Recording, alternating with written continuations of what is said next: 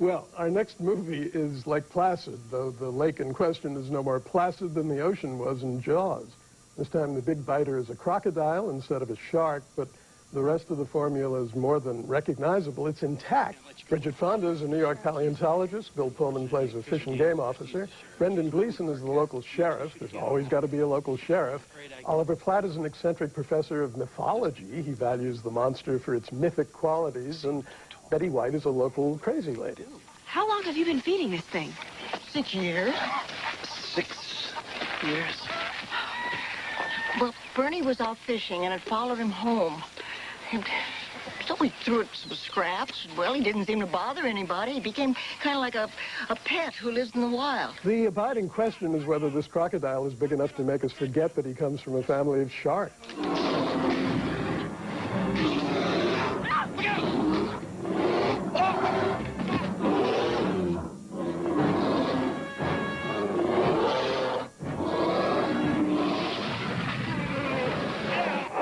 Another question is which characters will go from being bait to being food.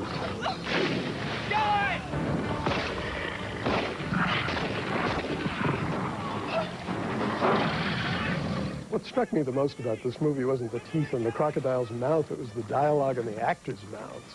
These characters are so sour and unpleasant to one another that you keep siding with the monster.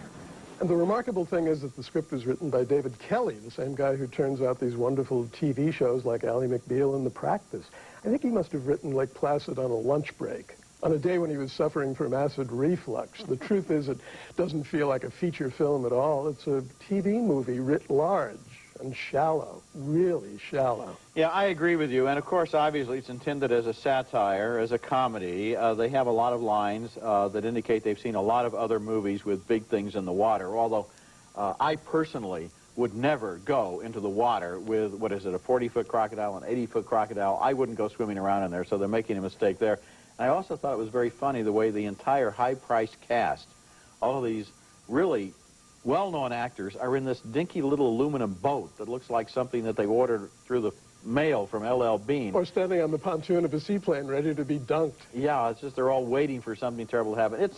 It's a pretty dreadful movie. Dreadful, dreadful, dreadful. And I also have it on good authority that Asian crocodile, I mean, they talk about nature gone wrong because the crocodile is somehow migrated from Asia. It ain't an Asian crocodile. In the close-up, it's an American caiman. Actually, it kind of looked to me, in the longer shots, when it's 40 feet long and it jumps onto the beach, kind of like a green Barney.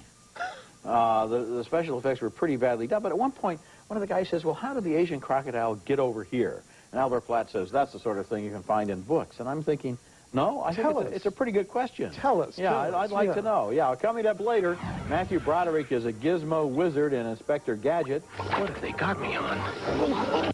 Coming up next, Kirstie Alley and Kirsten Dunst star in the beauty pageant satire Drop Dead Gorgeous. My daughter is the most talented contestant that Mount Rose has ever had.